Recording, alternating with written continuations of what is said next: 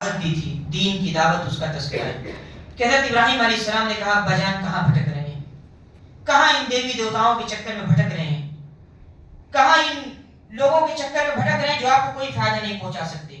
آخرت کا خوف کیجئے، ایک دن آئے گا جب اللہ رب العزت اٹھائے گا اور انسان کے کیے کا سب بدلہ چکائے گا۔ آئیے، لیکن والد کہاں ماننے والے، ان کے دل میں تو بتوں کی محبت بسی ہوئی تھی، ان کے دل میں تو اپنا راج بسا ہوا تھا۔ اور پھر حضرت ابراہیم علیہ السلام جانتے ہیں آپ کہ ان کو آگ میں بھی ڈالا گیا، ان کو وطن چھوڑنے پر مجبور کیا گیا، اور بالآخر حضرت ابراہیم علیہ السلام نے ہجرت کی۔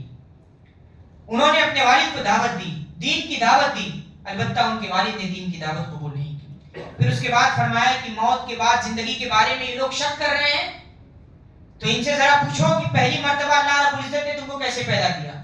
جو اللہ اس بات پر قادر ہے کہ تم کو پہلی مرتبہ پیدا کر سکتا ہے، وہ دوسری مرتبہ کیوں نہیں پیدا کر سکتا؟ انسان پہلی مرتبہ میں جس انسان نے بل بنایا ہوگا اس کو بہت محنت لگی ہوگی، بہت محنت کے بعد یہ بل ایجاد ہوا ہوگا، بہت محنت کے بعد یہ پنکھا بنا ہوگا پہلی مرتبہ، بہت محنت کے بعد یہ بوٹلز بنے ہوں گے پہلی مرتبہ، لیکن دوسری مرتبہ محنت نہیں لگتی۔ جب بار بار وہ کام ہوتا ہے تو پھر محنت نہیں لگتی۔ تو پھر یہ اللہ رب العزت کے بارے میں کیسے شک کر رہے ہیں کہ وہ دوسری زندگی دینے پر قادر نہیں ہے؟ جس نے تمہیں پہلی مرتبہ بنایا اس کے لیے دوبارہ بنانا انتہائی آسان ہے، اور اس کی عقل بھی گواہی دیتی ہے، تم دنیا میں بارہا دیکھتے ہو ایسی مثالیں۔ پھر فرمایا کہ یہ لوگ حضرت عیسیٰ کو اللہ کا بیٹا قرار دیتے ہیں نا، انتہائی بھیانک جرم کر رہے ہیں۔ یہ ایسا بھیانک جرم ہے کہ قریب ہے کہ آسمان ان پر لڑھک پڑے، پہاڑ ٹکڑے ٹکڑے ہو جائیں ان پر، انہوں نے ایسا جرم کیا ہے، زمین پھٹ جائے ان پر، انہوں نے ایسا سنگین جرم کیا ہے۔ سوچئے کیا سنگینی بیان کی کہ ان کا جرم ایسا ہے کہ ان پر تو پہاڑ ریزہ ریزہ ہو جانا چاہیے، آسمان پھٹ جانا چاہیے، زمین شق ہو جانی چاہیے، لیکن اللہ رب العزت ان کو مہلت دے رہا ہے تو یہ مہلت سنبھل نہیں رہے ہیں، اپنے آپ کو سدھار نہیں رہے ہیں۔ ضروری ہے کہ یہ سوچیں۔ اس کے بعد پھر چند اہم باتیں، ہر سورہ کے بعد، ہر سورہ کے اختتام پر چند اہم باتیں ضرور ہوتی ہیں جو ہمارے لیے فائدے کی ہوتی ہیں، اور انتہائی فائدہ ہوتا ہے۔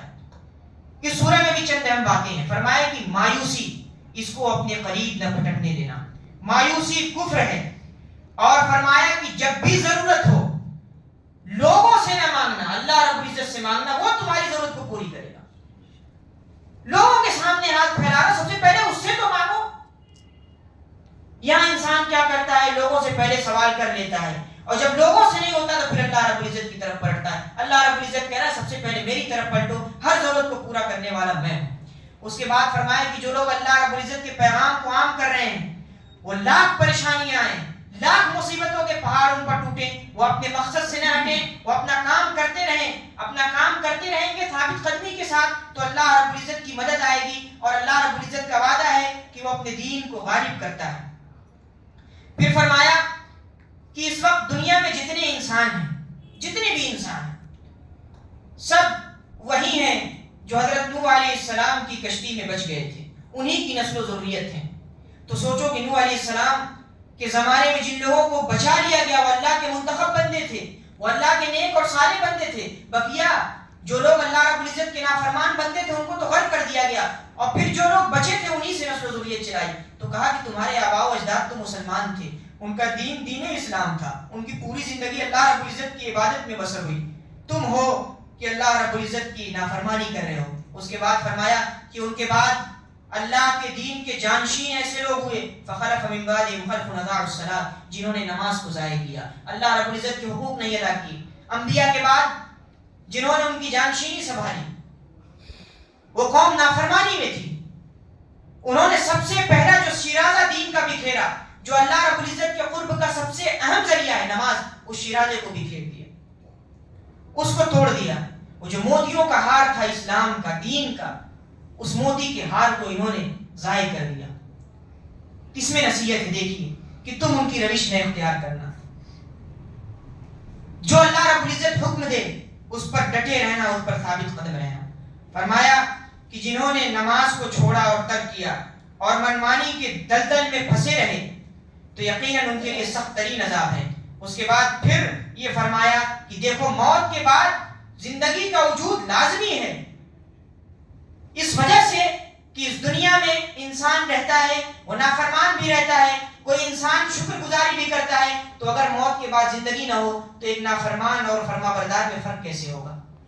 کیسے پتا چلے گا کہ اللہ رب العزت نے وہ بندہ جو اللہ رب العزت کی فرما برداری کر رہا تھا اس کو اللہ رب العزت انعام دے، اور کیسے پتا چلے گا کہ جو نافرمانی کر رہا تھا اس کو سزا دے؟ تو قیامت کا ہونا واقعی ضروری ہے. کیوں؟ کیونکہ اس کے بعد ظلم و ستم کا بھی فیصلہ ہوگا اور اللہ رب العزت کے فرما بردار بندوں کے متعلق بھی فیصلے ہوں گے. پھر اس کے بعد حضرت موسیٰ علیہ السلام کے واقعے کا تذکرہ ہے کہ حضرت موسیٰ علیہ السلام کی زندگی پہ غور کیجئے. اللہ رب العزت نے جب فرعون نے حکم دیا کہ تمام بچوں کو قتل کر دو، ان کی ماں کی طرف وحی کی کہ ان کو تابوت میں رکھ کے پانی میں ڈال دو، اور پھر وہ تابوت فرعون کے دربار کے سامنے رکا، فرعون کے محل کے سامنے، اور پھر حضرت موسیٰ علیہ السلام کو نکالا گیا. موسیٰ علیہ السلام اسی خاندان میں پلے بڑھے. دیکھیے اللہ رب العزت کیسے اپنے دشمن کے ذریعے اپنے نبی کی پرورش کر رہا ہے. اسی خاندان میں پلے بڑھے. اور پھر ایک واقعے کا بھی تذکرہ ہے کہ غلطی سے ان سے ایک شخص کا قتل ہو گیا تھا، ایک گھوسا مارا اور اس کی زندگی کا کام تمام ہو گیا. اس کے بعد حضرت موسیٰ علیہ السلام آبادی چھوڑ کر نکل گئے اور ایک ایسی جگہ گئے جہاں ایک شخص تھا، اس کی چند بیٹیاں تھیں، انہوں نے اس کی مدد کی، خدمت کی، اور نتیجتاً اس نے اپنی ایک بیٹی سے حضرت موسیٰ علیہ السلام کی شادی کرائی، اور پھر واپس ہوئے ہیں وہاں سے. کچھ سالوں بعد واپس ہوئے، جو معاہدہ ہوا تھا کہ چند سال رہ کر میں واپس ہو جاؤں گا، اس معاہدے کے بعد واپس ہوئے ہیں. تو اللہ رب العزت نے واپسی میں ان کو 2 اہم نشانیاں دی، اور وہی 2 اہم نشانیاں جو فرعون کے سامنے وہ لے کر گئے ہیں. ایک ہاتھ بغل سے نکالتے تو چمکنے لگتا، دوسرا عصا.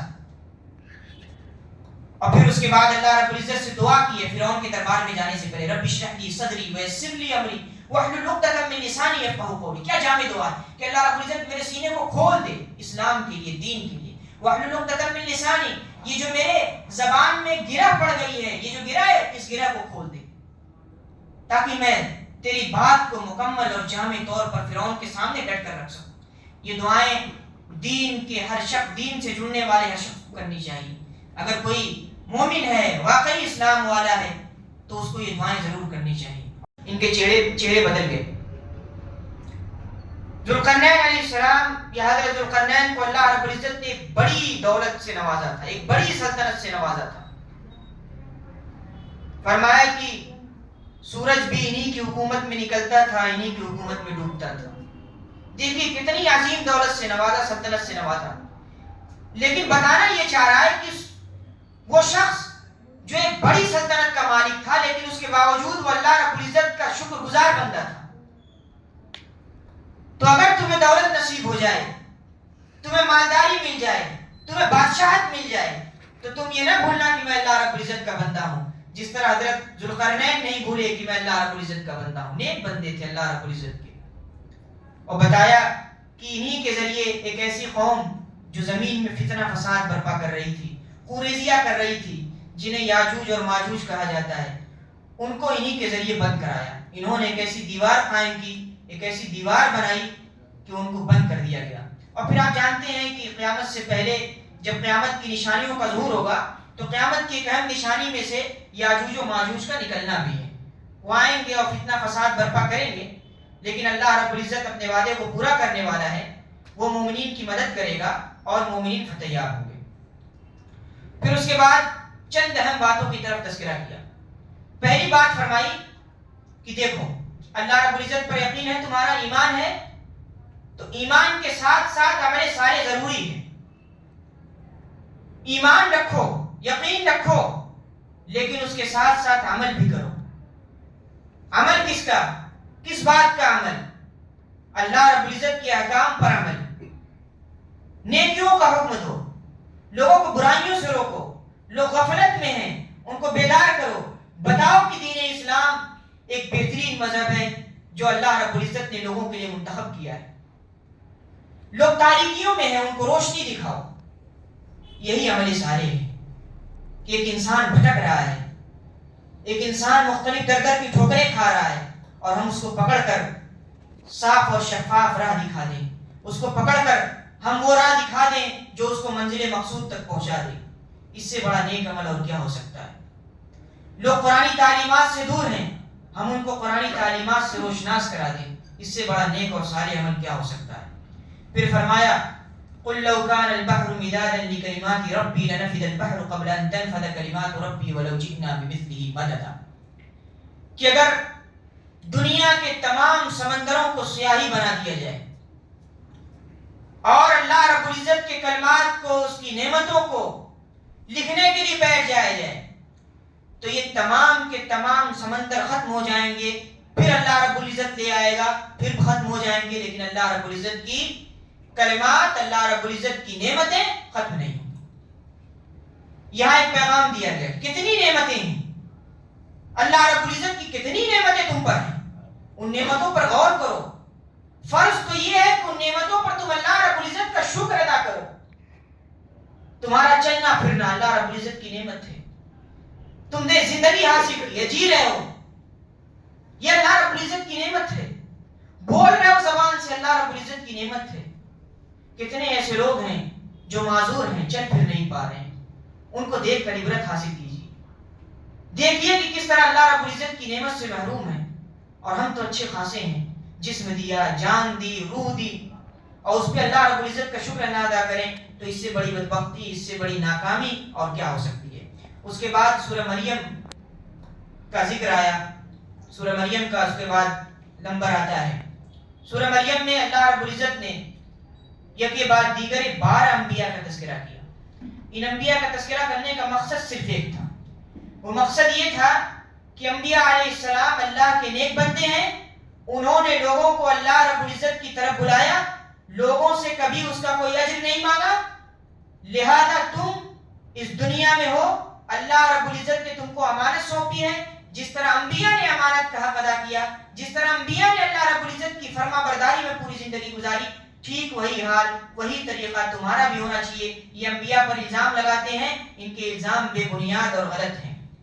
پھر اس کے بعد حضرت یحییٰ علیہ السلام کی ولادت کا تذکرہ ہے کہ کس طرح بڑھاپے کے عالم میں حضرت زکریا پہنچ چکے تھے اور اللہ رب العزت کی رحمت سے مایوس نہیں تھے، امید لگائے ہوئے تھے، اور اللہ رب العزت نے بڑھاپے میں ان کو اولاد عطا کی۔ پھر اس کے بعد حضرت عیسیٰ علیہ السلام کی ولادت کا تذکرہ ہے کہ حضرت عیسیٰ علیہ السلام میں نشانیاں ہیں، یہ لوگ حضرت عیسیٰ علیہ السلام کو خدا بناتے ہیں، کیوں؟ کیونکہ وہ بغیر باپ کے پیدا ہو گئے تھے، جبکہ ایک وہ شخص جو انسان ہو، ایک وہ شخص جو خود کسی کے ذریعے بنا ہو، کسی نے اس کو بنایا ہو، وہ کیسے خدا ہو سکتا ہے؟ وہ تو خود اللہ رب العزت کی مخلوق ہے۔